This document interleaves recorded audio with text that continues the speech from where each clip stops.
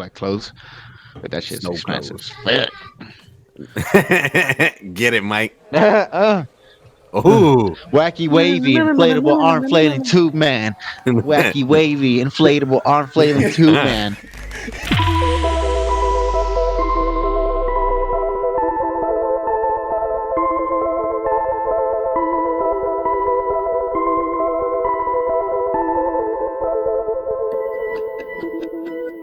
Hello, everybody. I'm Mikey. And I'm Corey. Every week we discuss and review a new book, movie, album, TV show, or honestly any piece of art or culture that ourselves and you guys choose. This is Mind Control. So there was these people who were being kidnapped and mind controlled. Exactly, dude. And I can totally see how that happened. Because, like, imagine if you were just given acid or just drugs like that that are so disorienting for hours and hours on end and never being able to come down and not feeling safe and having somebody tell you things and accuse you of things, you know? Yeah. Mind control. That's how we do it, baby. GG's. Mind control. On today's episode of Mind Control, we're going to be discussing Gaspar Noé's newest film, Climax, which was originally released in France on September 19, 2018, and later was picked up by production company A24 and released in the US on March 1st, 2019. The film was written and directed by Gaspar Noé and stars Sofia Boutella and Soila Jacob as the only two actors with actual acting experience. The rest of the cast features dancers from various different backgrounds with little to no acting experience. Climax was shot in an abandoned school in Paris, France in chronological order over a 15-day period. While filming Climax, the premise, the characters' basic personality traits, and the early dance sequence were the only planned scenes in the movie. The rest of the story was improvised by the cast. Climax tells the story of a dance troupe celebrating their last night of rehearsals together.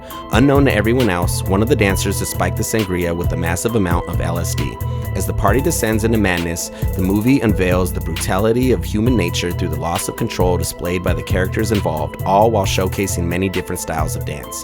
The film depicts a family of sorts falling apart at the seams as every moment grows increasingly more chaotic, dealing with themes such as abortion, incest, and death, coupled with the amazing choreography, make this film one wild ride. This is Gaspar Noé's Climax. What's up, everybody? Welcome to Mind Control. I'm Corey. I'm Mikey.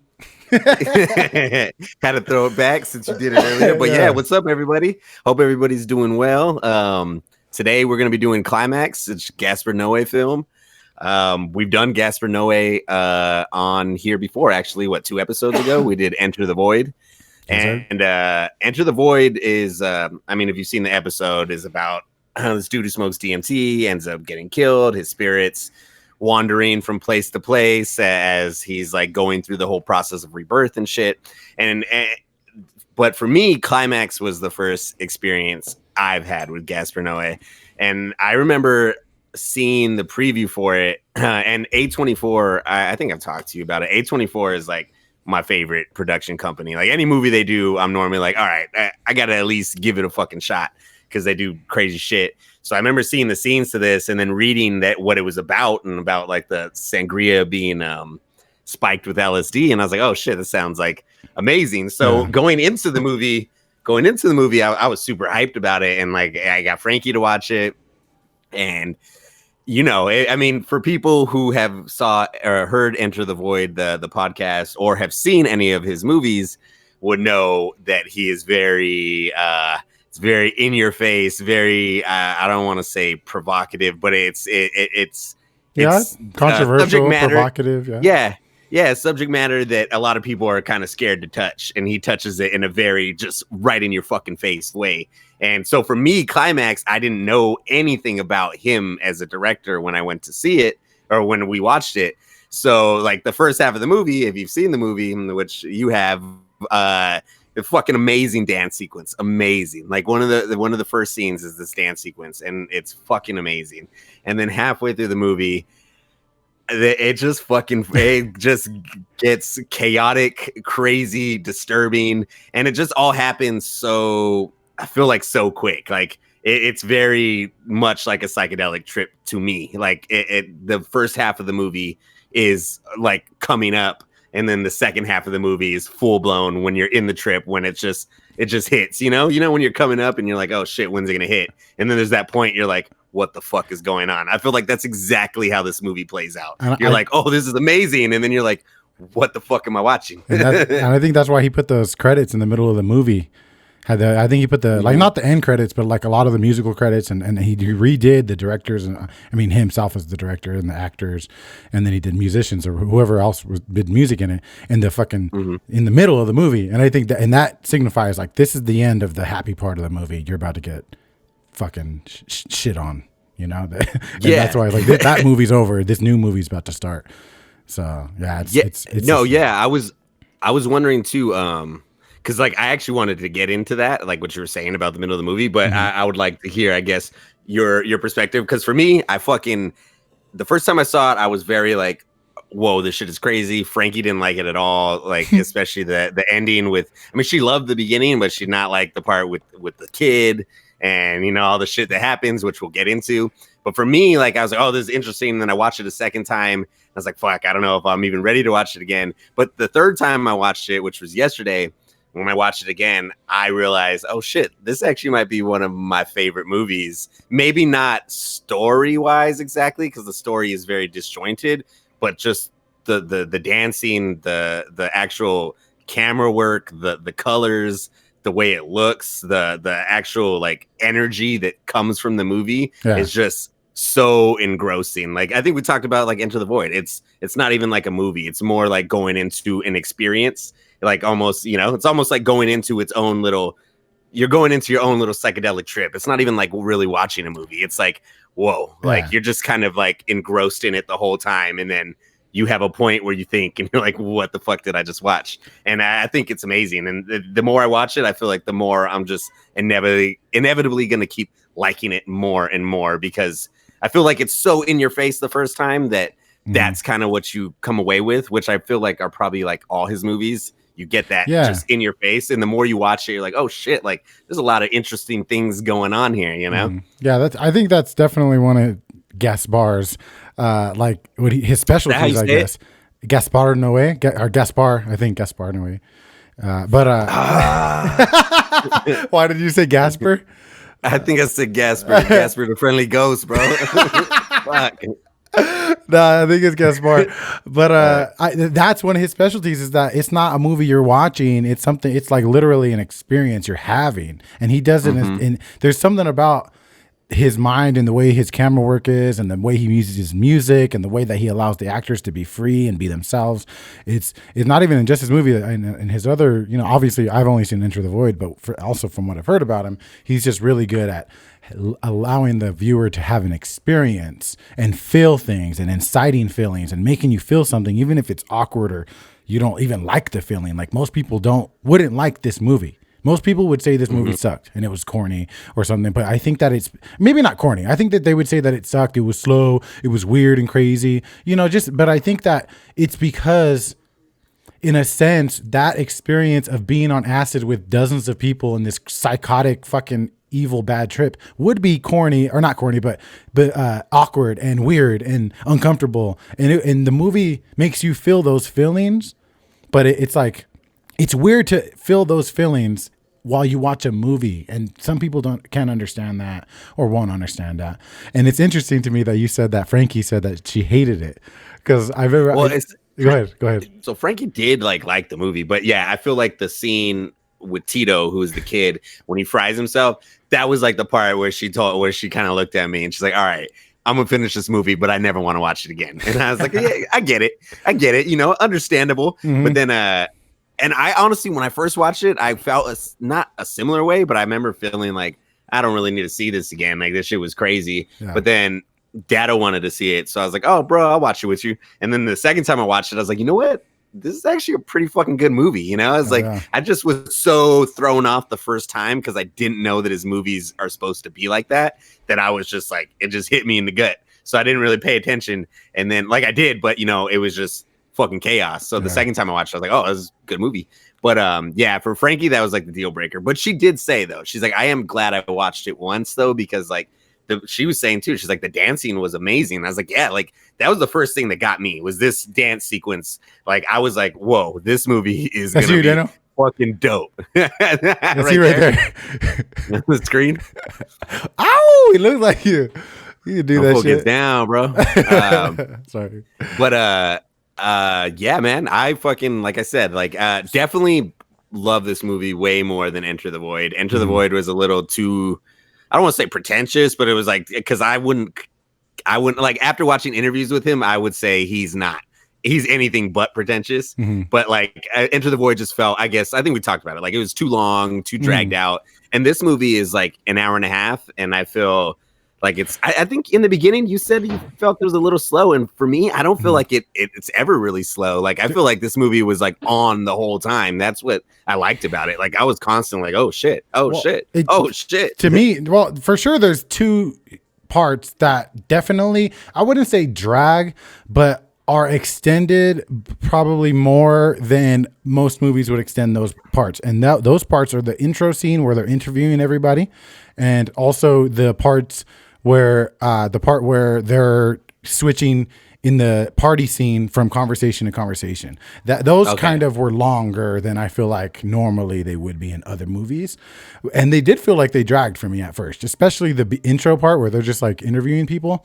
But then you kind of start to get interested in the characters, because it feels like, oh, there's going to be, because of the way that the movie starts, right? That first shot with Lou. In the snow. Yeah. I think her name's Lou. That's Lou, right? The pregnant chick. Her name. Fucking can't remember her name. It's I know her. The actress is Sahila Yakub or something. But she's hot too. But the fact that she's fucking bomb. She's the one who's in the snow though, right? Oh, this. Yeah. When she's When she's Lou. Yeah, Lou. Yeah. So she's the one that first shot with her in the snow. It kind of gets you in the state that it's about to be fucking wild, right? It's about to be, something crazy is going to happen.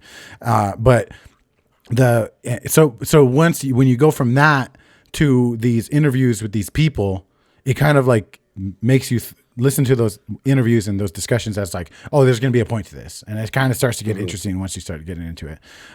It did take a little longer, but than normal, but it works, I guess I would say. The second time I watched it was definitely less. Like I had that feeling much less.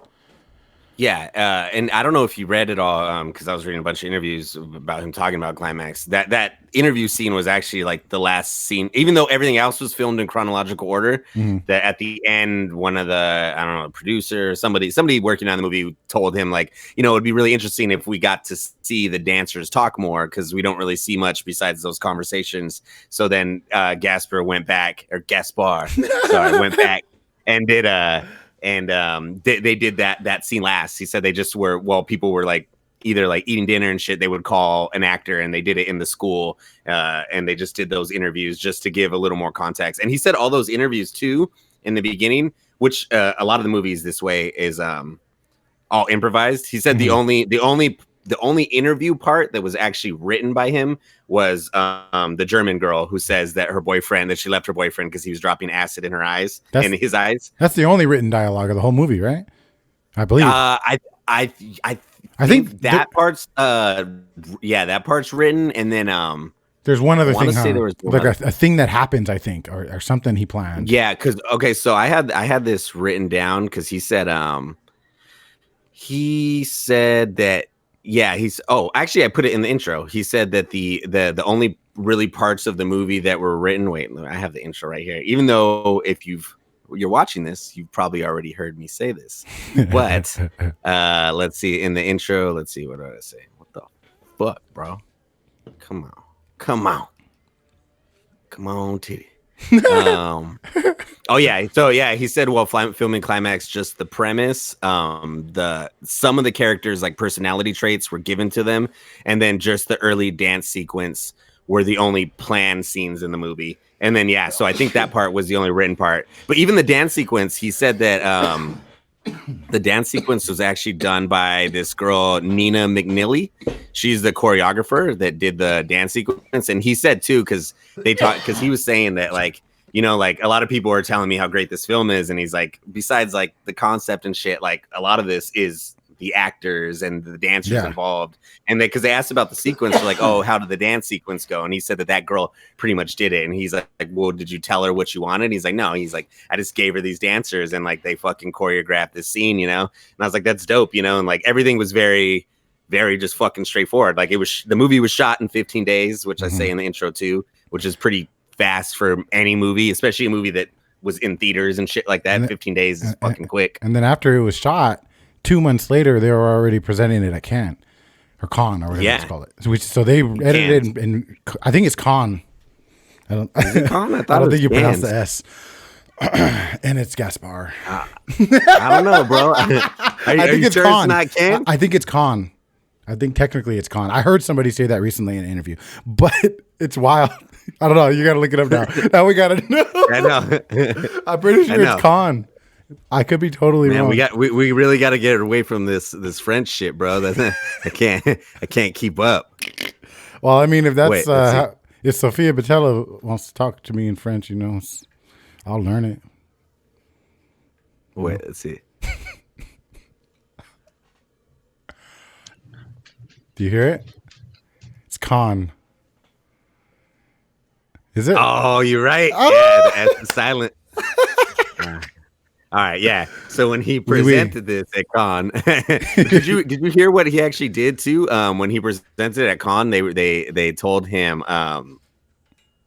I guess when the movie was presented, because he actually didn't. Because normally when the movies are presented at film festivals like this, they're presented with a synopsis, you know, so you can read. But he said he didn't want to put a synopsis. Like he wanted people to just like, you know, wander in. But then his movie got like selected, so in order to be like voted on, he needed to put a synopsis. So the synopsis for the movie is it's actually in the movie too. It's just birth and death are two extraordinary experiences. That's all it says about the movie. And he said that they kept it on the DVD to release, but he said that he's like, it's funny though. He's like, because I wrote that almost as a joke. He's like, I didn't really want to tell anybody, so he just used that. And then also in the movie, those are two of the scenes. There's birth is an extraordinary experience, and then what's the other one? Death is. There's three, I think. I have them written down. There's let's see. Oh yeah, there was birth is a unique opportunity, and then there's at the very end there is life is a collective possibility, and then death is an extraordinary experience. And it's funny though, because after the first one, the birth, I have so many notes. Birth is a unique opportunity. Right after that, they flash that in is when they show Tito talking to his mom, and she's telling him how much she loves him and blah blah blah, which is, you know, a little bit before this kid drinks the acid and shit, you know. That's so wild to me. This idea of this fucking 10-year-old being locked in a closet by his own mom on acid in this fucking weird warehouse he's never been in, and with this psycho screaming out around him, and then this loud music playing, and what that type of experience would be for a child like that in and of itself was worse. The idea of how that would be for him was worse than when they killed him in the movie, or when he died because of that scene, that part. To me, just the fact when she locked the door and we knew he was tripping and he's screaming and it's echoing, and different even parts of this movie, it's so, that part was more sinister and more just hard to deal with than even when he died. You know what I'm saying? Which is wild. No, dude, yeah, it's just like when I was saying about the death, how they don't show it. It's like that too. Like we don't obviously see this kid tripping out, but like you said, dude, I like that you brought that up, because that's honestly one of, I feel like, the strongest effects in this movie is, oh, look at, there it is. Birth is a unique opportunity. Wow. It just popped up on the back. But anyways, I think that's one of the best things he does in this movie. I mean, I don't even know if he does it intentionally. I think it's just the building is the way they use the echoes, because like the echoes as she's wandering down the hall fucked up too. And you could hear the kids screaming. And at first you could hear the music pounding, but then as she gets like farther towards the rooms, you could hear the music still, but it's very low. Yeah. And it just all gives, the sound wise, it's just so, like, I don't know. It's like, fuck, I've experienced sound this way. I mean, but I did read though that he said that sound wise and visual wise that he actually really didn't do anything to make it look like they're tripping. It's just natural sound, the lighting and everything, but he didn't actually do anything visual to make it appear as a trip. And it's weird because I feel like him avoiding any visualizations or any fucking weird movements and making things wave or making things sound crazier by just leaving it the way it is with the echoes and just the way the camera work is. I feel like it's honestly one of the most realistic like trips I mean, even though it's obviously blown out of proportion because I'm glad you said that. Not everybody gets crazy, you know? Yeah, because you know, like come on, like you know, most people don't act like that. But at the same time, though, if you're around a bunch of people you don't know and you're given a lot of acid and you don't even know you're taking it, who knows how you'd react? Especially because a lot of them in the movie they say like, "Oh no, I don't do drugs," or "No, I don't do this." So it's like that is like, you know. This is a good point that I'm glad you brought up because me and Monica talked heavily after this, and she kind of like expressed like how it makes her feel weird and she doesn't like that. Because okay, this is where the kind of the part that I think that where it kind of blew up for her. I told her when what's his name, the big DJ dude, DJ Daddy. Yeah, his he's actual DJ. His name's Kitty Smile. He's an actual DJ, but in the movie his name's DJ Daddy. Yeah. So Daddy, when Daddy like it's kind of like he's like the dope like rave daddy, you know what I'm saying, where everybody goes to for him, rave daddy. DJ Daddy? No, that's Gaspar. That's Gaspar. That's Gaspar. That's the DJ, but that's where Daddy is. I like how you bring it. Damn, this JB from the damn, I love it. On the mobile. I love it. But fuck it, yeah, but so to see this character of Daddy be this guy who people go to for love, it seems like this guy who's gonna be compassionate to everybody and who has good vibes and it has his shit under control, right? To see him, who seems like the most stable character in the movie in a sense, if you get what I'm saying, like for him to get to that point where he's like this untrustworthy, shitty person to people is wild. And I feel like I've experienced that in bad trip scenarios where somebody who you go to for, you know, to hold on to reality turns into somebody you look at as evil and like in those bad trip moments, you know what I'm saying? Honestly, bro, it's funny that you bring that up because I know the exact scene you're talking about. It's when is it the girl or the gay dude who like comes up to him when they're like tripping, or I think, or Selva. it might be Lou. Selva. Is it Selva? Oh, yeah, Lou and Selva, they both I think go up to him, and he's like, ugh. Yeah, they go. Yeah, because in the beginning, like he's very like, oh, he's there for everybody, he's controlling it. But then you're right, like there's that point where like they're going to him for comfort, like I don't know what's going on, and he's almost like. He's so fucked up too that it's like, just get the fuck away from me. Like, I don't want to deal with that. And like, you're right. I've experienced that with people for sure. You know, I've been that guy. I've also felt like I've had people be that way with me. Actually, no, I feel like not really. I feel like for the most part, maybe not to that extent. You're not going like, I don't, you're not, you know. Yeah. For the most part, I feel like us, like we don't like, even when I've had bad times, I'm not going like, I need you to save me, you know? Not necessarily that. But you have probably in rave experiences and parties or whatever, like we go to certain people for comfort, and sometimes and they're too fucked up to help. Exactly, that's all it is. It's not that extreme, but I know I kind of felt that, you know. And basically, I bring that up. Dude. I brought that up because I said that to Monica, and she kind of was like, "Ugh, that's weird." And I think that it kind of scares her, like this idea of complete loss of self and having to rely on people and them being evil. I think that it can be scary and very off-putting to people, and it is to me even. But I think you got to be a little twisted to truly enjoy these type of movies, in a sense, to enjoy the experiences. Sure. You know, you got to have a little extra fucking layer and glow to your eyes. You know what I'm saying? Not that it's a good thing or a bad thing. It's just a different way. I'm not saying we're better or nothing like that, but I'm just saying there's got to be an extra shimmer somewhere. No, dude, I know exactly what you mean, dude. I remember, like, I mean, it reminds me of Coachella. Like, I don't want to say his name, but I remember at Coachella when you guys were calling me and like, oh yeah, hey, like, hey, like, we need you to come help with him. And in my mind, I was like so fucked up that I was thinking, you were Daddy. Like, I'm sorry, like, yeah, dude, that's how I felt. I was like, sorry, like, I do like him as a person, but honestly, like, I'm too much dealing with my own shit right now to deal with somebody else's shit. You were Daddy. And like, it does suck because like, I was like, Daddy, get off me.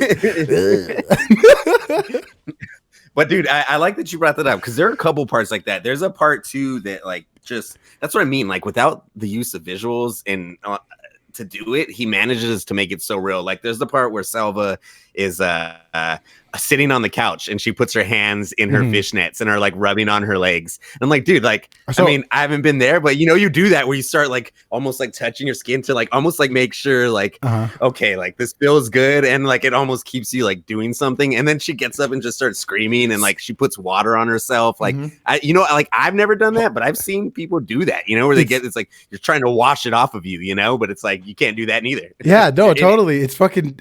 She did that scene in particular is so amazing that she did such a good job with it, and it's so cool because I watched this interview with her yesterday or today, and she said that basically that was one of the only notes that Gaspar gave her was that she should put her hands in her fishnets and then kind of forget that they're in there and then like try to get out and then freak the fuck out because she thinks her hands are in her skin. That was his note to her and one of the only ones, and that also, which is intense to say, adds to your point about how a lot of the way I think the actors express LSD or psychedelic bad trip emotions and actions or whatever in such a beautiful way, and I think that has a lot to do with the fact that I guess Gaspar said that he. I can't even say it. Gaspar said that fucking, I guess they made this like 2.5 hour long video of a bunch of people who are going through psychological or psychotic breaks. Oh, I saw that. And he showed them. Yeah, and he showed all the dancers it. And that they just kind of learned from it and took it and added to it or whatever the fuck. And he just told them, do whatever you think, however you think you would act, do it. Yeah, no, that's what I read. Like most of it was improvised. I know there are certain parts that were like kind of choreographed, like the scene they actually just showed on the TV with the two dudes talking, the two black dudes. When they're talking about like fucking that chick. I guess that's actually I'll go into it at the end because I saved it for the end. But this is what I always do. But to connect what I'm trying to say is in the very beginning when we see the TV screen. There's all those books and movies.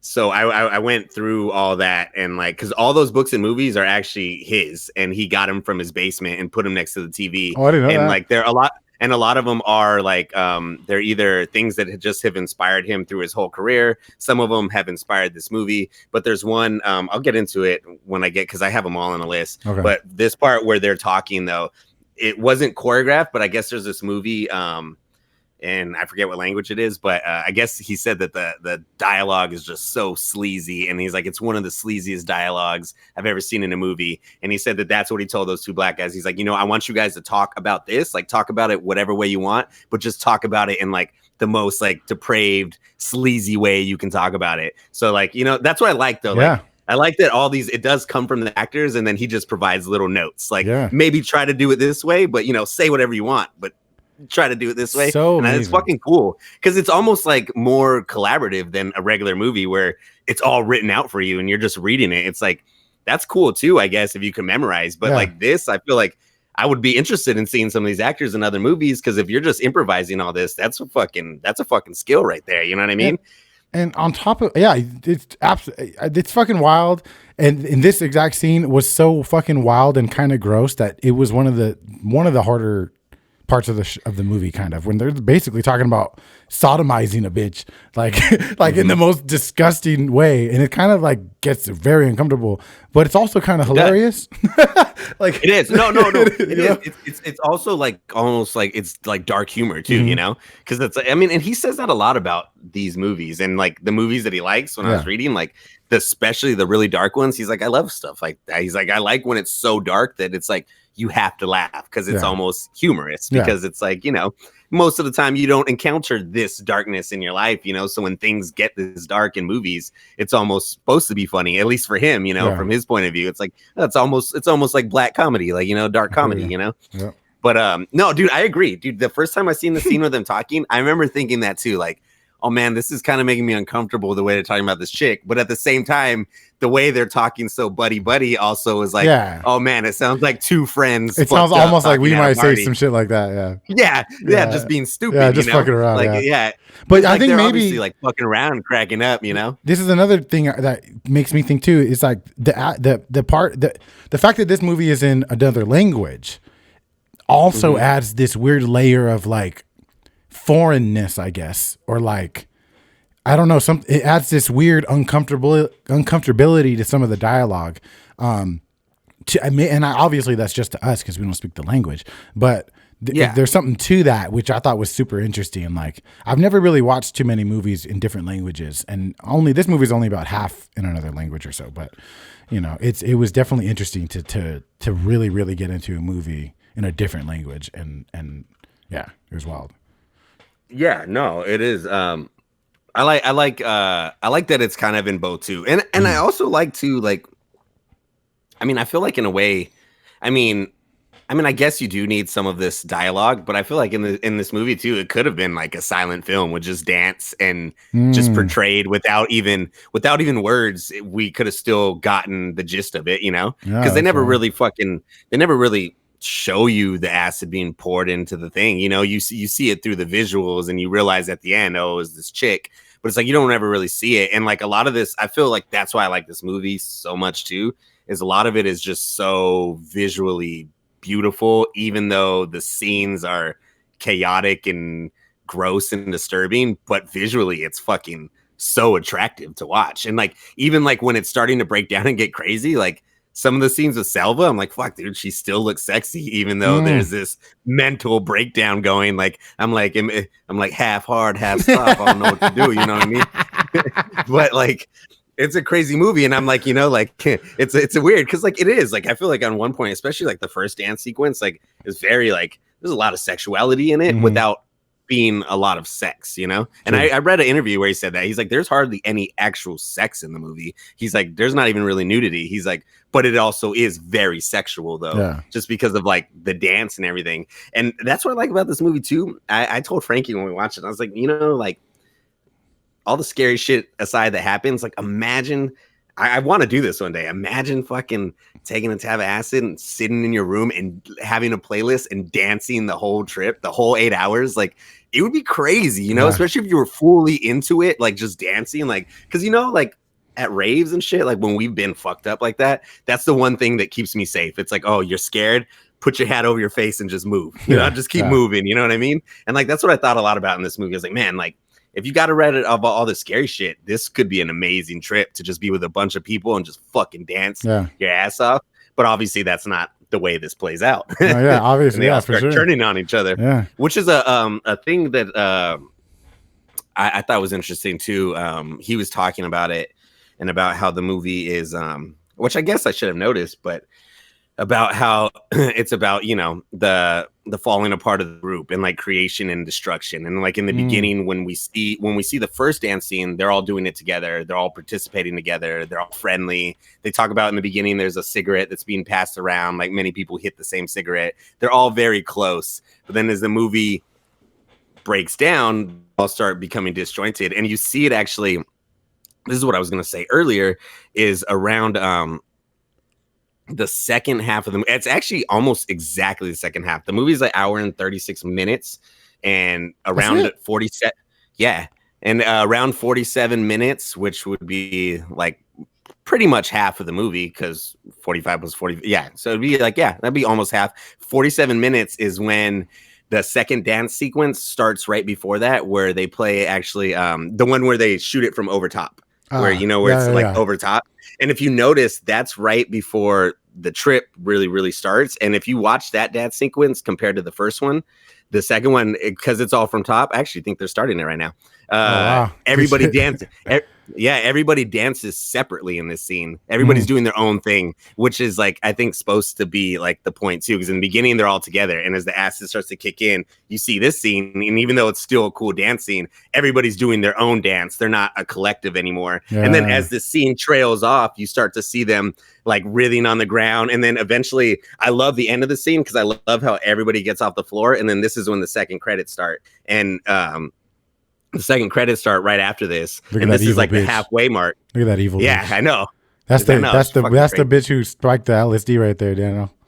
She's It the is. It's mastermind, crazy. and nobody knows But until yeah. you don't know until the very, very end, last like scene, which is wild. I know we're totally spoiling the whole fucking movie for you, but sorry. It's you knew what you were getting into. I'm sorry also But, that you came and you're not even like, I'm trying to involve you as much as I can. I'm sorry you're sitting out there. And, No, you're good. I'm looking up stuff. All right, I'm looking cool. up stuff. Yeah, if you want to chime in at all, please do. Please do. I'll go ahead and throw, I'll throw a quote in. There you go. By Gaspar. Existence is a fleeting illusion. Exploring the meaning of Gaspar's climax. Ooh, damn, that was poetic. Yeah. You kind of look like dude, Gaspar a little, like a young Gaspar. I know. If you shaved your head down, You good for real. Hey, I do that for Halloween. Just also though, are you? Go ahead, Corey. I don't know. You finish your thought. My fault. Oh yeah, I was just saying. Okay, just because it's on the scene, dude. Yeah. I love, and I know you mentioned it earlier. I love after when the dance floor clears off, and then this is like, because honestly, it feels like two separate movies. When I watched it yesterday, that's how I saw it. Like, there's this first 45 minutes where we get to know the cast, we get the fun. It's a fun movie, and then there's this scene, and then after this scene, it just fucking falls apart. And I think it's really cool because right after, so when the scene ends, when they play the credits, they play this song called the song they play during the credits is fucking crazy too. It's called What to Do, and it's by Thomas Ben Galter. And I don't know, Thomas Ben Galter is one half of Daft Punk. So he actually, that's why Daft Punk's on there. Okay. Yeah, so he actually did the theme song to or he did the music for some of the music for Enter the Void and for Irreversible, the dude from Daft Punk. So he does the song that plays during the credits. And actually the song they're dancing to right now, it's called Dickmatized, and it's by DJ Kitty Smile, the actual DJ that's in the movie. This is his song that's playing while they dance. And then after they play that Thomas Van Galter song, which is cool for the credits, but then after, dude, they play my favorite song, which is also by Thomas Van Galter, and it's called Sangria. And I love it. Yeah, dude, that's the start of the second half. And that's when they play that. It's like a building up slowly. And that's when you start seeing I think that's when Selva starts going around and she's like, what did you do to us? Like, what did you put in the, and dude, I love that too. I love that Selva goes up to her, asks her, and she's like, what are you talking about? And then Selva goes away and comes back like 2 minutes later and is like the same thing. What did you do to us? Like almost like she forgot she did it. And I was like, dude, that's so accurate. Things happen like that all the time when you're tripping. You're like, so wild. You go back and say that, especially when you're in a bad one, you know, you start going like cyclical. It's like the same thing over and over, like a loop. And it's just done so well, dude. And that song Sangria is like, it's not even like a dance song, but it's fucking like scary. And dude, it sets the tone of like the acid, like, oh my God. You mentioned feel it in your veins. You mentioned the soundtrack yesterday, and I was like, damn, that's such a great idea. So I played it today when I went to get some weed and shit. And I heard Sangria, and I was like in the car, just like, oh my goodness, lost in the song. You know what I'm saying? Like, holy shit. It's kind of on some like radio. You get lost in it like a Radiohead song or like some shit. You know what I'm saying? So I think it's safe to say this isn't Step Up. That's so funny. No, it's not. Step Up, bro. It's not. I don't think we're gonna see Channing Tatum in this one, right? That would have been dope, though. That would have been sick. Imagine if he just comes out and just like for one scene. One does one dance and bounces out. Is there any kind of drum line in there? Nick Cannon features. Damn, they just imagine fucking Salva says, "You got served, bitch," and then fucking bounces. Oh shit. Dude, one of the songs that I wanted to talk about too is just that fucking, since we're talking about the music, is that fucking the opening dance song, Cerrone. It's by this guy Mark Cerrone. Yeah. I don't know if that's how you say it, Cerrone. I don't know. Probably. But he's like he was like the French king of disco in like the 70s and 80s. And I've heard other music by him when I used to work at Rhino, and it's actually really dope. So when I saw this movie and I found out that first song was by him, I was like, oh shit, because that song, it's called Supernature. And that fucking song is crazy. The one they dance to. Like every time I start the soundtrack, that's like I'm in my car, like fucking going crazy. Have you heard the original version, or is it just the Climax edit that you've heard? No, I've heard the original one. It's similar. It's just way longer because all his songs are like 8-9 minute songs. You know, like they just keep going. So it's the same song. It's just like cut down. You know, for the movie purposes. I'm playing it right now in the background so people can hear it a little bit. Oh, that's dope, dude! It's such a fucking dope song. It is, dude. It's fucking dude. something. It's a crazy fucking. Yeah, it's like. Dude. There's a couple really good songs that are on here too. Like another one that I want to bring up is Window Licker by Aphex Twin. They play that later in the movie when everything's like falling apart. And I don't know if you've ever seen an Aphex Twin set. I've never seen one personally, but I've watched like videos and like if you've ever listened to Aphex Twin, his music's really fucking weird. There's actually a really funny video like a year or two ago when the last Coachella actually happened because he was there. And there was this chick, this white chick who was like, went to see him because he's a DJ. So her and our friends went to see him. And then she does a video after. And she's like, for all you people who want to go see Aphex Twin, don't. It was the scariest thing in my life. And she plays little clips. Because like during his sets, he'll play like babies like crying and screaming and like crazy noises. And like his sets are super crazy psychedelic. Yeah, dude. If you look at pictures of Aphex Twin too and shit, like, watch, I'll put some in the thing. It's kind of scary, dude. His music's dope. You'd probably like it. It's very different. There's a lot of different shit. Like there's like he does ambient shit, but then he does crazy shit like the Window Licker, which is in this. But he's kind of a weirdo, but he's dope, dude. Well, that's what's up. I remember I didn't get a chance to hear that track. Yeah, it's towards. I think it's towards the end of God. This is. Are you looking him up? Yes. I was looking him up right now. Well, I would, if somebody would ask me who, I would have said that's. Oh yeah, it's a couple European DJs. I've heard about them. That's what I would have said. Yeah, no, yeah, I know it sounds like two, but nah, this is that fool. I feel like I've had this conversation before at Raised before, like, who are they? And they're like, dude, it's one guy, dude. You know? Yeah, it's weird too because it's not like I said, it's not like who you're gonna go see at EDC to fucking dance to. You know, it's more like going to see a Flying Lotus set. You know, it's or like, a Gaslamp, be fucking, or whatever. Gaslight or whatever it's fucking name. Gaslamp Killer. Yeah. No, yeah, dude. I love the music. I think the music adds so much to the movie, and I'm glad that I checked out the soundtrack, that Sangria track, and then that Climax edit track. That what is it? Supernature. Fire. Supernature. Fucking fire, dude. Fucking dude, that song is fucking fire. I remember one time we're at Adam's house or something, and Dado played it during the DJ set, and I was like, "Fuck, dude!" I was like, "This shit is dope." Like, always like. I remember the first time I heard it, I was like, "Dude, all this music would be dope to drop during a set." Like, Dickmatize, that Kitty Smile song is crazy too. And there's other one that's called not Supernature. It's called Superior Race, and it's by like Doppelcraft or some shit. I don't even know. I heard that one. But that song's fucking dope too. The soundtrack's just amazing in general. You know, and it's I heard so weird, he put it together all himself. I would never have thought that you'd get into that type of shit, like, because you've always been like not into EDM, or not always, but you haven't been in a long time.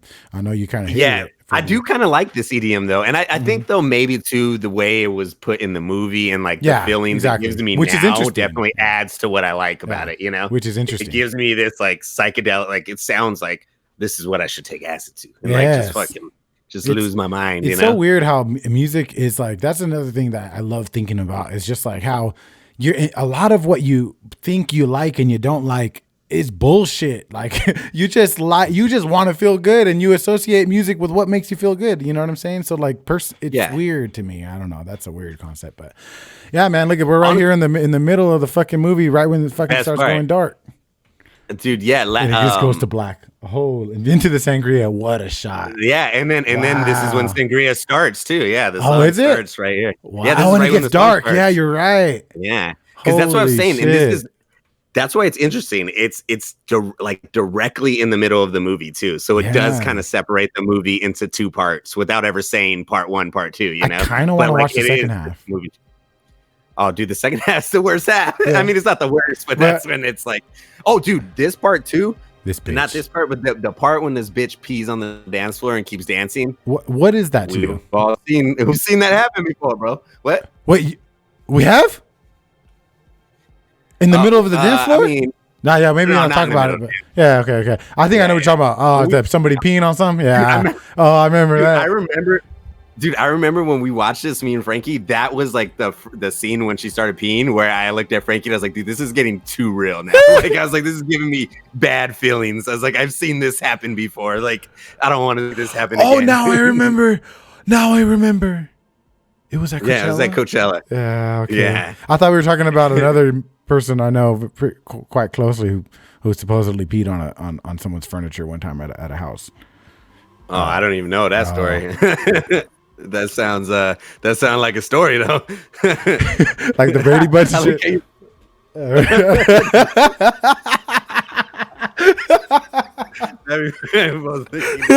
That'd be fun. It was supposedly, there was no proof. But anyways.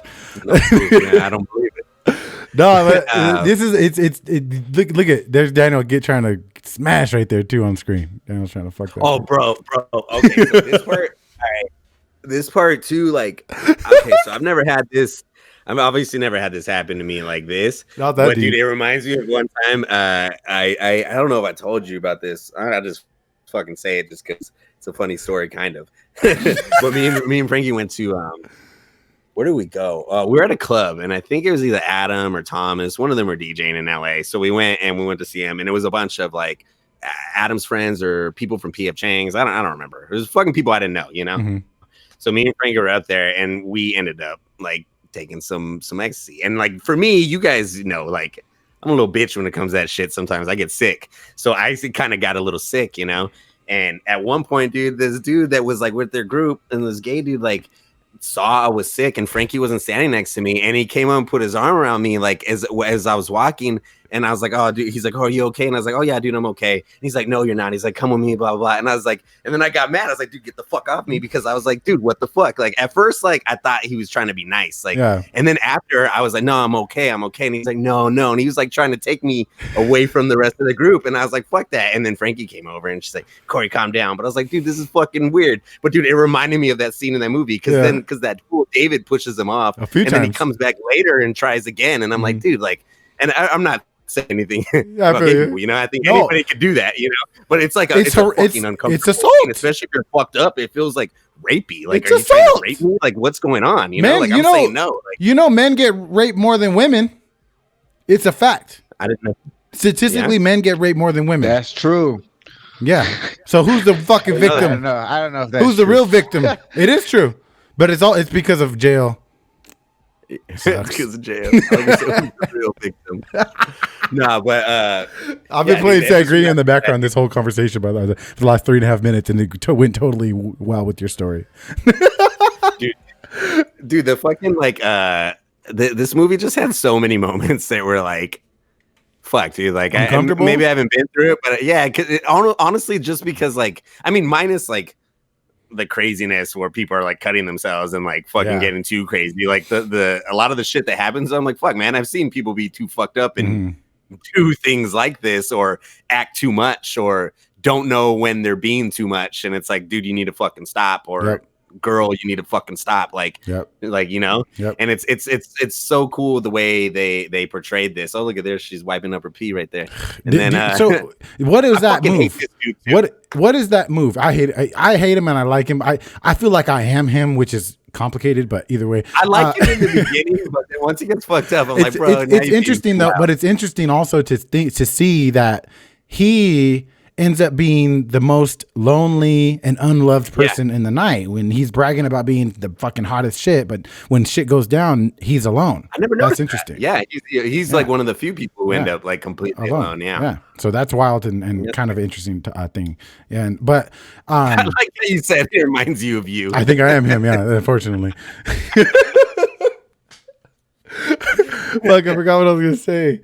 My bad. No, you're good. You're good. What were we talking about right before that?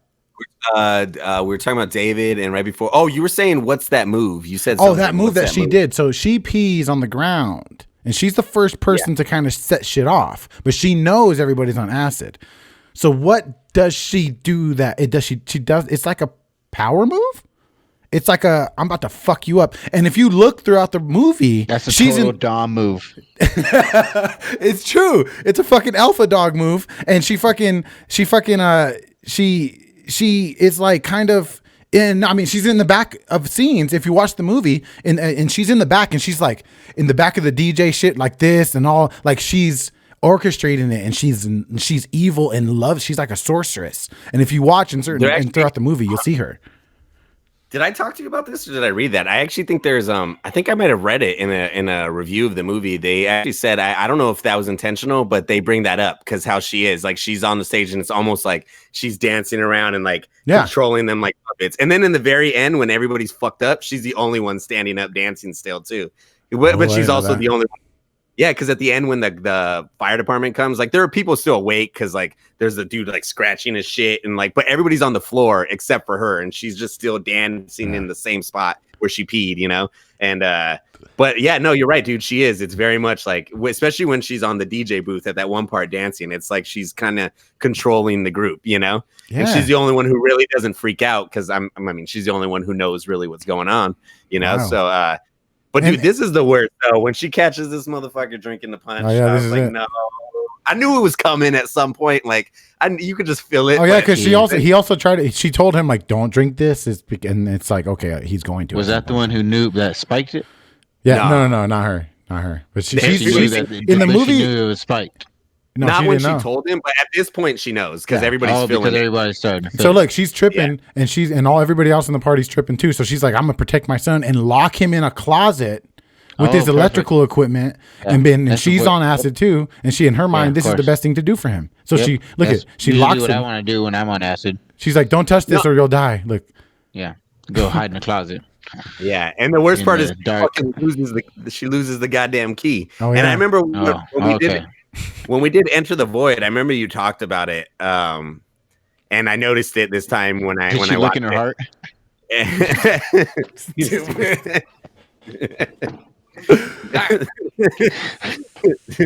No, but I noticed because you said it when I watched it this time. Like, yeah, like after this scene, like there are multiple scenes where you see everybody partying, and not partying because now it's like chaos. Yeah. You see everybody like going through the shit, and then you see her in the back, like crawling on the ground looking for the key. But the way she's looking looks like how you would look when you're fucked up tripping, where you like keep looking in the same spots.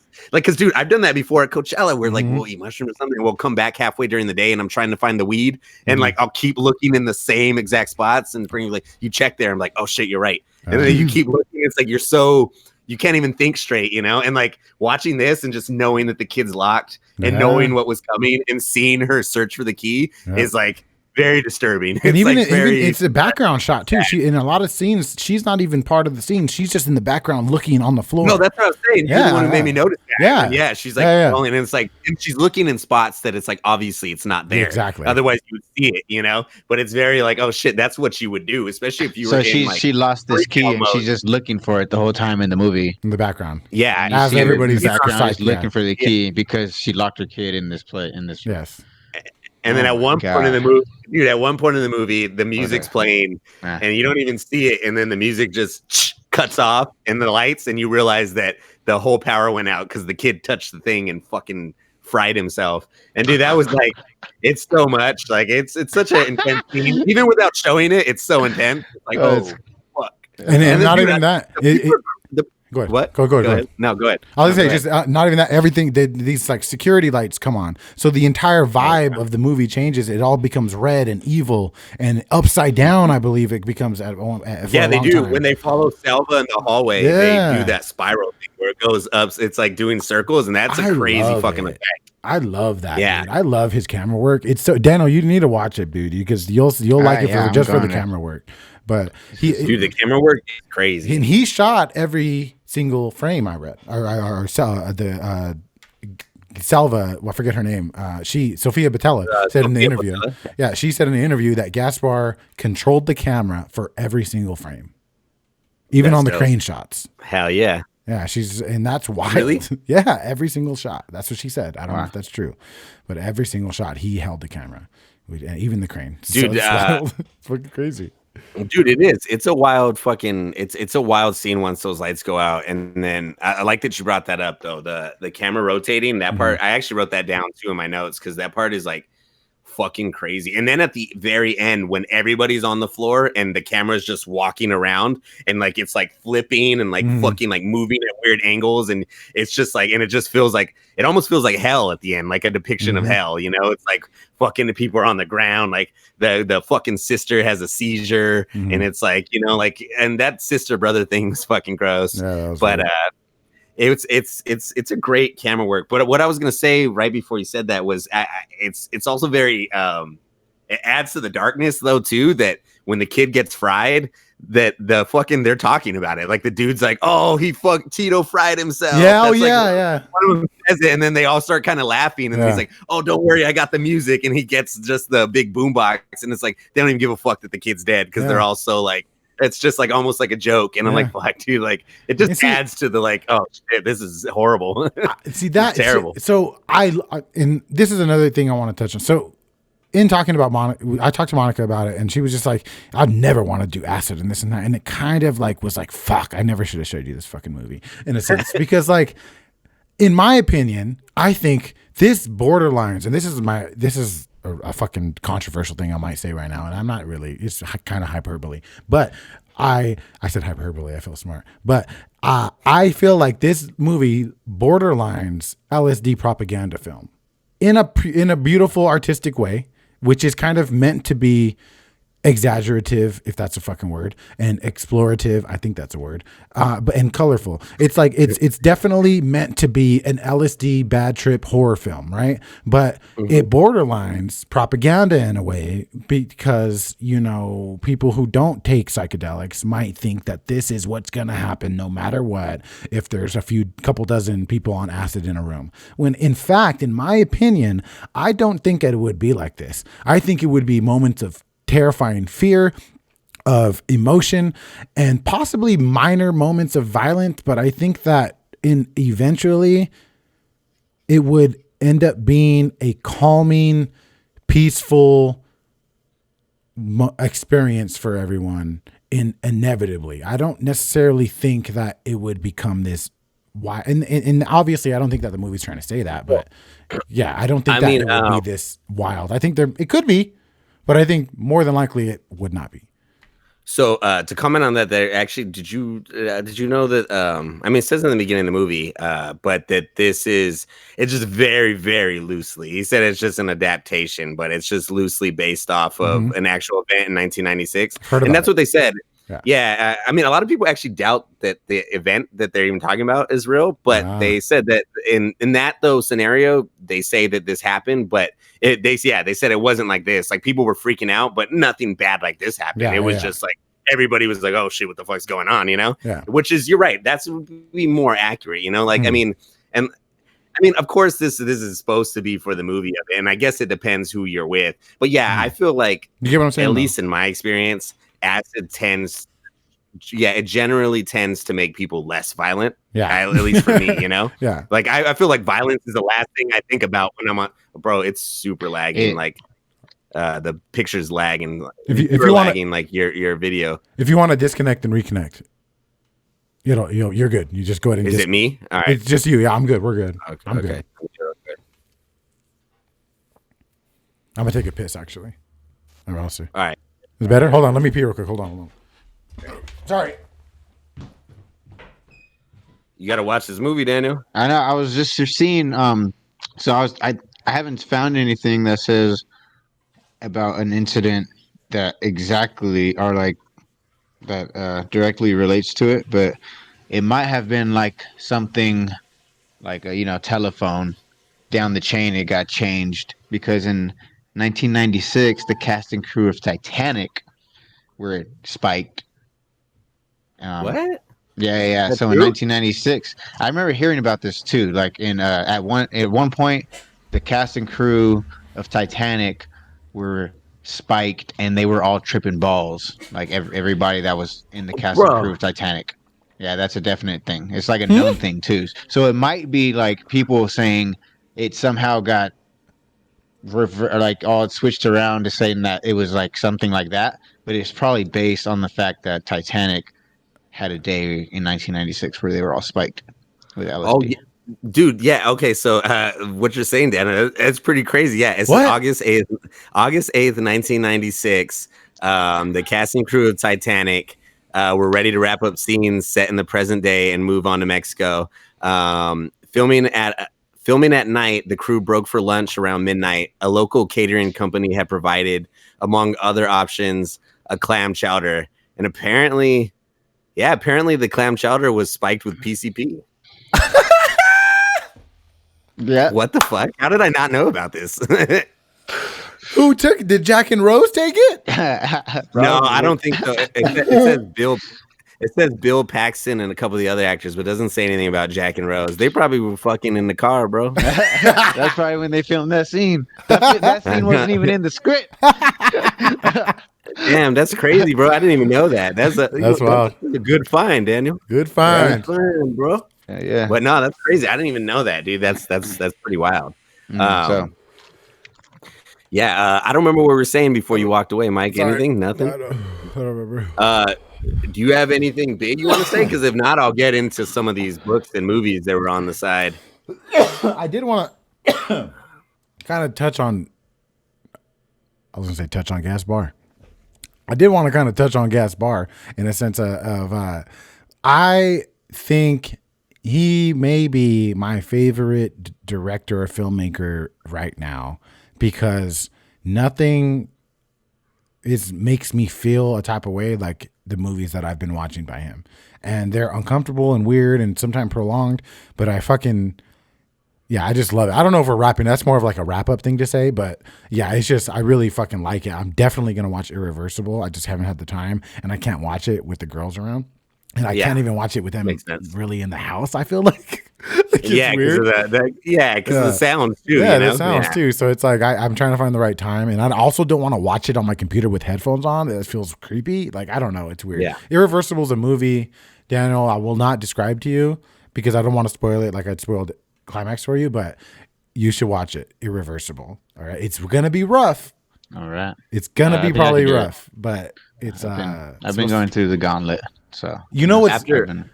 Yeah, that's good. These Nick Cage movies are really getting. That's what I was gonna say. So Sophia Boutella, who plays Salva in this movie, is actually this leading actress in Nicolas Cage's new movie, The Ghost Lamp or whatever that comes out this month. I don't know. Yeah, some new Nicolas Cage movie that comes out the end of this month. There's one that I want you guys to watch though. He's a samurai. And that's I think I've seen. Is that old? No, it's not. It's bad. Oh, we talked about this. I'm sure it's really bad. I haven't watched it, but I know it's really bad. We'll figure it out. We'll get a Nick Cage day. Yeah, we should watch that one with Salva in it, maybe. It looks like it's gonna be good. Yeah, I'll send like it to you. This all seems pretty fucking. I don't know. I don't really know how to feel about this. It seems like a really, really bad trip. Like it was already pretty provocative and things, but it just seems like it just went really downhill. Well, look Do at her. all these people know that they were tripping? No, they did it In this at movie? Mm. Yeah, no, yeah. Yeah, and if they're tripping hard, then I would be. This all seems about right. Yeah, and that's part of it too. Like, I feel like the craziness also comes from that. It's not even like necessarily the drugs. Like, a lot of the craziness comes from them. Like, oh my god, who fucking did this to us? Like, like everybody's mad, which rightfully so. Like, if you're not expecting to jump into something like that, and then it's like almost like a collective anger that kind of, when you got a lot of people angry and fucked up, like things tend to spiral out of control. And I just want to say this because earlier you were saying that, Mikey, about how you thought it could be like a LSD almost propaganda. But when I read, I actually watched, there's an interview with him, and I think I told you about it on the last one.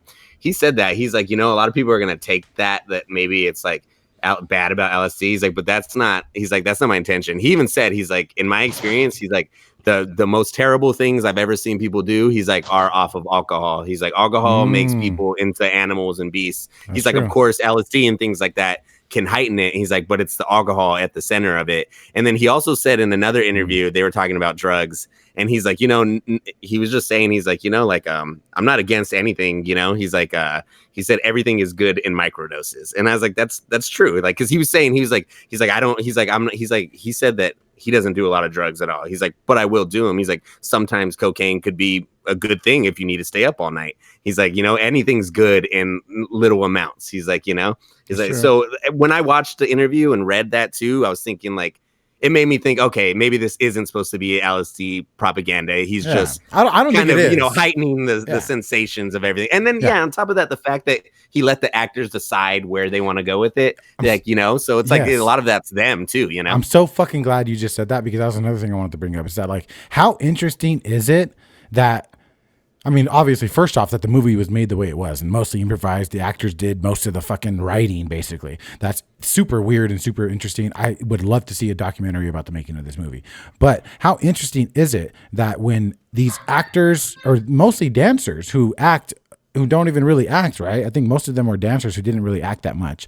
How interesting is it that when they were told, hey, act how you would think you would act during a really, really bad trip, and they decided to take it to this point of evil and psychosis, and I'm sure they were kind of guided that way, but it's just kind of like interesting that they decided to take it to where it was mostly these evil, like in bad or wrong or whatever the fuck, horrible things that they did. And it's just interesting to me that they decided to go that way with it. And maybe you also said that he showed those videos though of like the psychotic breakdown, so like they probably already had an idea that he wanted it to go there, That's true. That's true. Or not, I feel like it was meant to be not like bad trip, but the way that the dialogue was worded and the plotting and the writing kind of was, how certain people ended up in bed with certain people, and how in the end of the movie, some people were fucking chilling. They were sleeping on the floor, like in a certain, like a party would be. And some people were fucking dead. And like how they, as actors, got to that point is wild and interesting to me. I think it's super cool, dude. Like the actor, did you actually, I don't know if you've been through the because I sent you the intro and the pictures. Have you been through the pictures? I haven't. No, not yet. Oh, dude, it's really cool. I put 2 in there that are just fucking. Honestly, they made me smile because there's pictures of them on the red carpet. All of them, like Gaspar and all the dancers and the kid too, and they're all like smiling. It's all happy, and it's cool because like after watching the movie, it's dope to see, because he said that too. He's like, this is one of the only movies I've ever done where there was no on-scene fights, there was no animosity, everybody got along. And then the kid actually, he talked about the kid too in an interview, and he said he can't see, he was saying he can't see the movie right now, like because he's too young. But that the kid was saying after they made the movie that he's going to be a film director and a dancer. And I was like, that's so dope. And there's like a picture of him dancing with the mom on the red carpet. And I was like, dude, it's so dope. Just because like after watching the movie, I was like, I kind of needed this happiness. I needed to know that they were all okay, you know? Oh, yeah. And the pictures are cool. Like, that's why I sent them in there. I was like, I'm going to throw those in there just because they kind of make me happy seeing them all together. And even Gaspar looks happy, you know?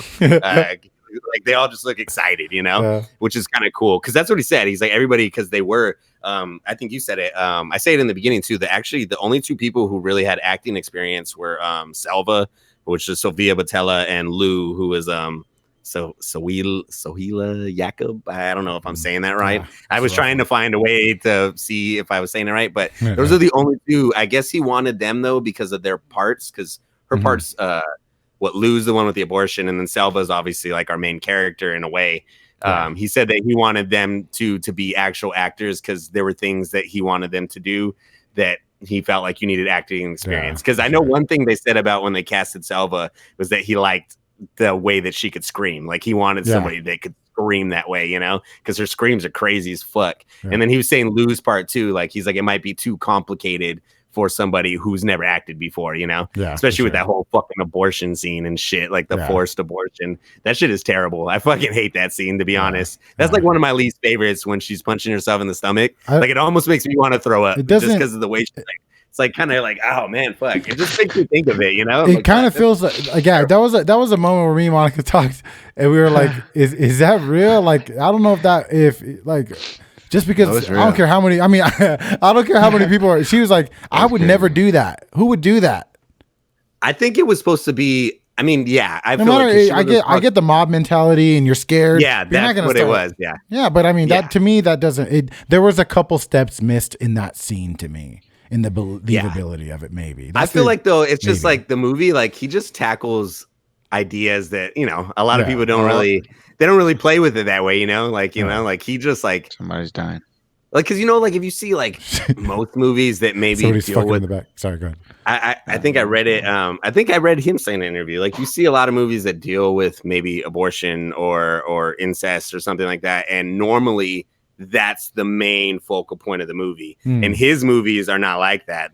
His movies, these are like side notes. Like the brother and sister, that's probably like honestly one of the most tolerable things that happens in this movie. There's also the little kid who dies. There's the forced abortion. Like there's all this shit, but none of that is also the essential part of the movie. It's he just kind of throws them in there, know, or they're just thrown in there, which is very interesting. And he talks about like, that's why he does it that way. He's like, a lot of people are scared to tackle these issues. And when they do, it's the biggest issue in the movie, when it's like, some of these things happen fucking every day. So he just throws them in there as if they're just everyday occurrences, and they do. People have abortions every day. People fucking kill themselves every day. People, brother and sisters, fucking kids get hurt. Yeah, fucking incest happens. Shit, crazy shit happens, bro.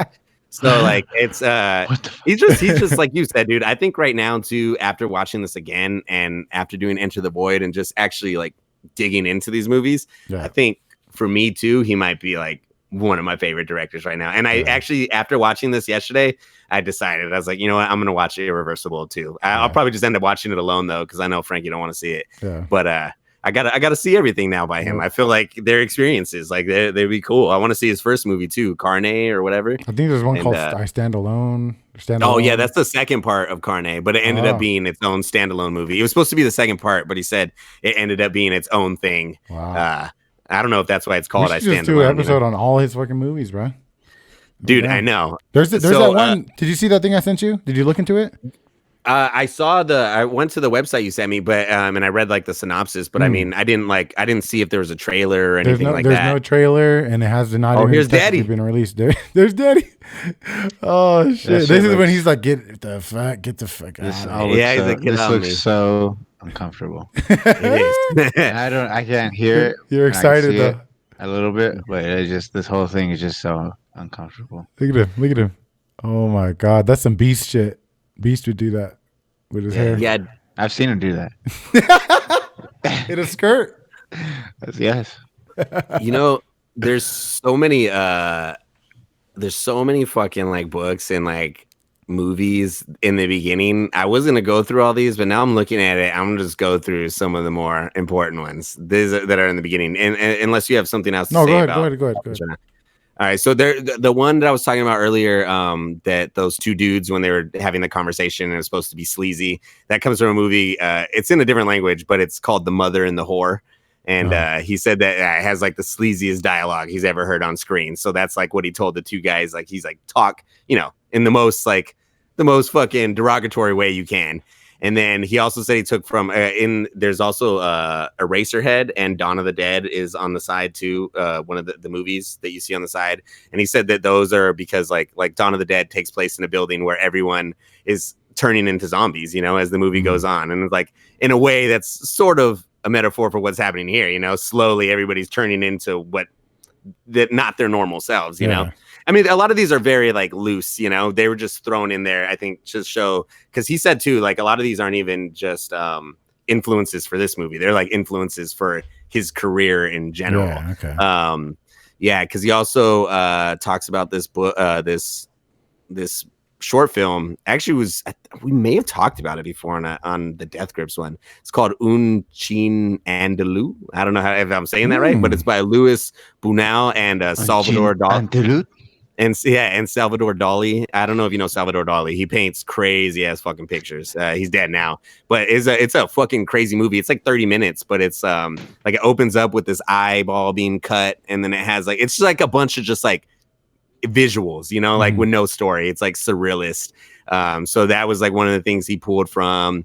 There's this thing called the 120 Days of Sodom. It's a movie. It's actually it's actually based off this book by Marquis de Sade, and it's actually one of Epstein's favorite books, and actually a lot of people read it. I can't believe it. Like I've read it on Wikipedia, like what it's about, and I just wouldn't read it. But it's like about all these because it was written like I want to say 1800s, maybe before that, but it was about like these rich like affluent men who leave their lives for a little bit, and they go to this castle in the mountains, and they take all these young boys and girls, and for like 3 months they just rape, torture them, have sex with them, do all this shit, and then at the end of the 120 days they kill all of them, and then they go home from the mountains and they feel all refreshed and young and rejuvenated, and like it's very Epstein-ish, and it's crazy.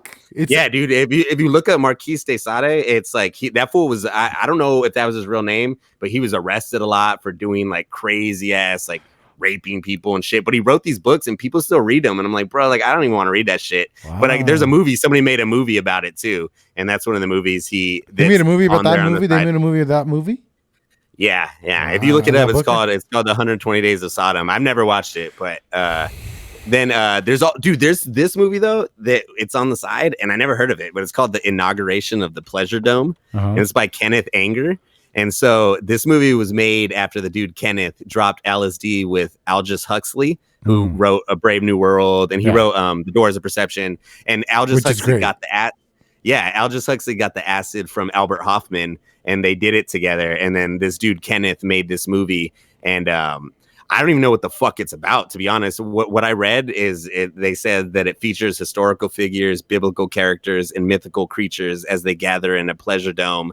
And it's like just a visual feast of like superimposed images and hallucinations. But Gaspar said that this movie, though, for him was like the first. He said it's the first movie that he's ever seen that's like made about like LSD and psychedelics. It's from like the 40s or 50s, but we should check it out. It actually seemed kind of interesting, that one, the inauguration of the Pleasure Dome. Yeah. And then there's also Suspiria. Have you ever seen Suspiria? Hell no, I never heard of none of those. Okay, I haven't seen the old one. The old one's by Dario Argento. Sorry, that's the one he's talking about. But there's a newer one that just came out like 2 years ago, like a remake. But this movie's it's cool. I want to see the old one because the new one was cool. It's about these witches in it's about a dance school though, and it's like there's a lot of crazy dance sequences, but it's a horror film like with dance, and it's obviously you could see how that inspired this, you know. And then there's there's so much shit. There's this thing called Schizophrenia that's there. It's another movie that's about this dude who gets released from a mental asylum and goes, I guess it was banned for a long time when it came out, but he goes around killing people. But I guess it's highly acclaimed for like the camera work of it, because I guess the camera angles are crazy. And then there's so much shit. There's one that's like a popular movie, right? Like a popular I recognize a couple that were like. There was Taxi Driver. Taxi Driver. That's the one. That's the only one I recognize, I think. Have you seen Taxi Driver? I've heard of it. That's the only one I even heard of. Bro, Taxi Driver is an amazing movie. I've only seen it once, but it's a crazy fucking movie. Pretty fucking movie. But yeah, I don't even know if I'm going to get in all these, but there's a lot of shit, dude, in here. Like the books are crazy too. There's a book on there. A lot of the books are in French though, so like I had to look them up. But one of them's like Suicide. It's called Suicide.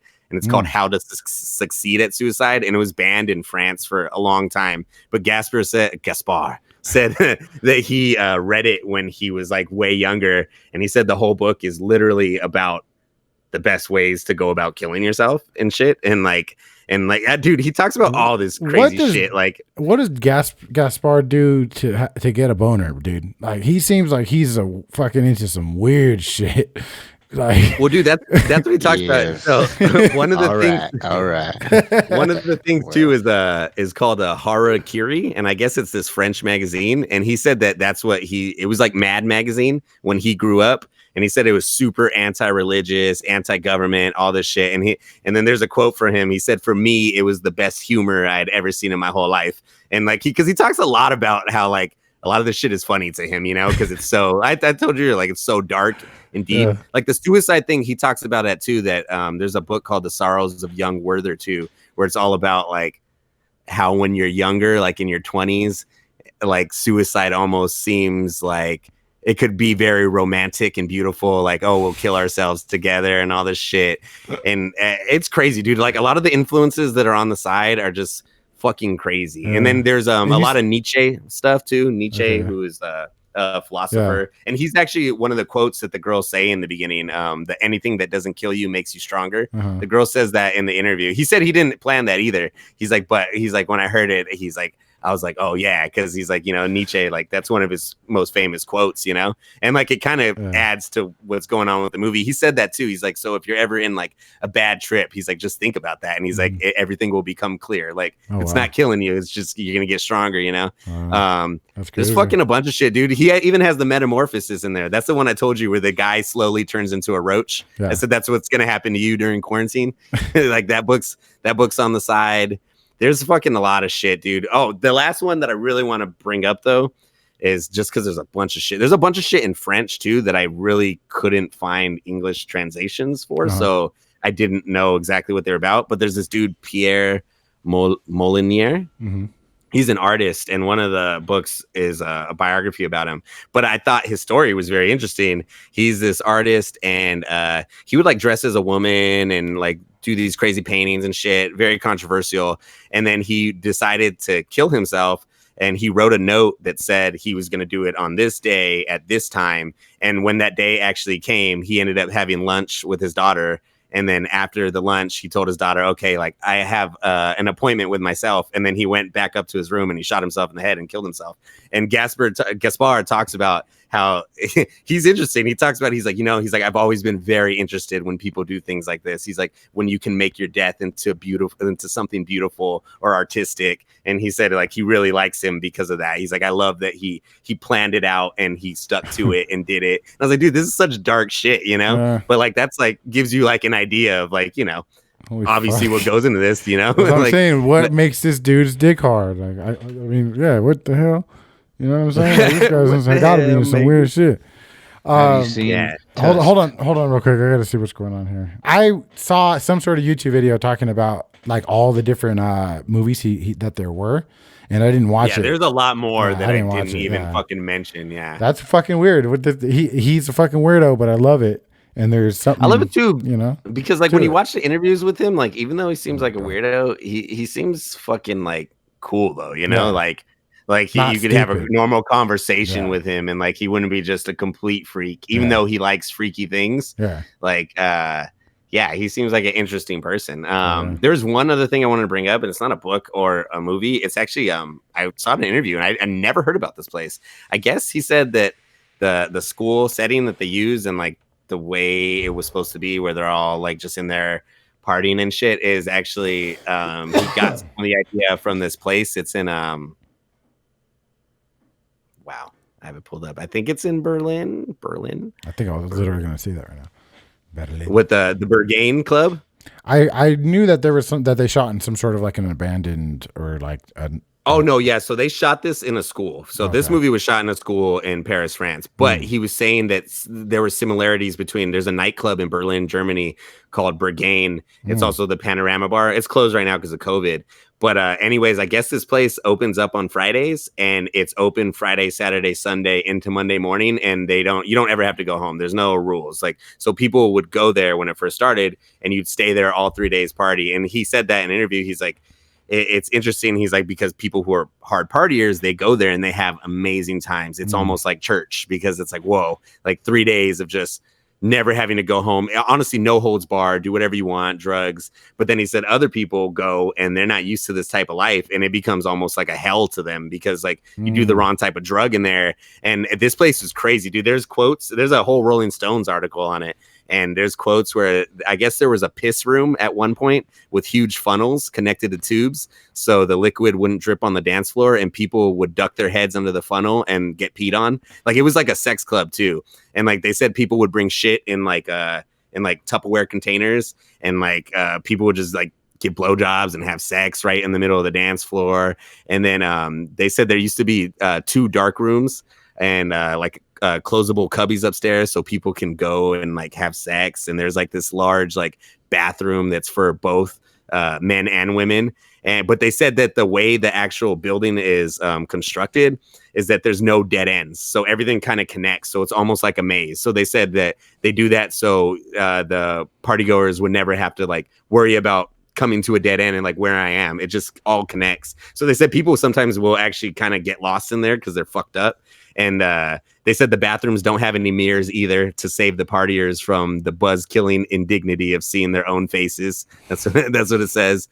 And then, they would have like these parties called snacks parties, and they were like all male, like crazy sex parties back in the day. But now, like, I heard it's kind of going down the drain now, though, because I guess everybody from around the world has heard about it, and so it's not as crazy as it used to be. But they said it's still pretty fucking crazy. One of the girls in the article said she once witnessed a woman who, because I guess at the door it's really hard to get into, especially now. And they said there's no criteria for getting in. It's just if the bodyguard wants to let you in, he'll let you in. If not, they said that they just kind of, the bodyguards just like no criteria. They just, whoever's working that night, you better hope like they're kind of cool.